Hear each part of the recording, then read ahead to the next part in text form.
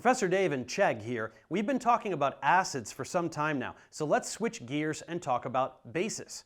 What is a base? What kinds of calculations can we perform regarding bases? Let's talk about this now. As we recall, there are several different models of acidity and basicity. First, there was the Arrhenius model. Under this model, a base is a substance that produces hydroxide ions in solution. Sodium hydroxide is an example of this, as in solution, it will dissociate to produce sodium ions and hydroxide ions. But a more broadly applicable model is the Bronsted-Lowry model. Here, a base is any substance that can act as a proton acceptor. Sodium hydroxide qualifies here as well because the hydroxide ion is a great proton acceptor, accepting a proton to become a water molecule. In fact, many strong bases are ionic compounds containing hydroxide ions.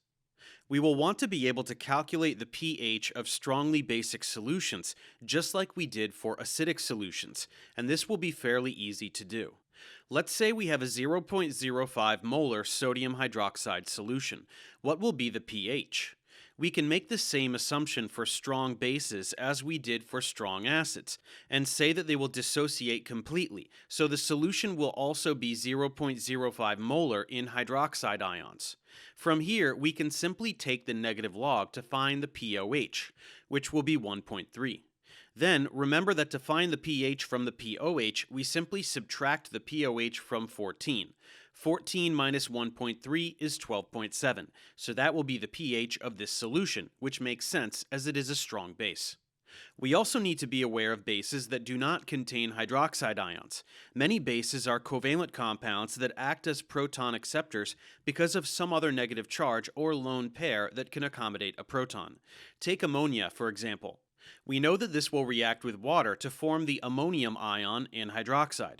Since it is the lone pair on the nitrogen atom that allows ammonia to do this, many other nitrogen-containing compounds called amines are similarly basic. Bases exhibit differing strengths just like acids do, and we can describe the strength of a base by examining its base dissociation constant, Kb. This is set up just like Ka. We have the concentrations of the conjugate acid and hydroxide on top, and the unionized base on the bottom.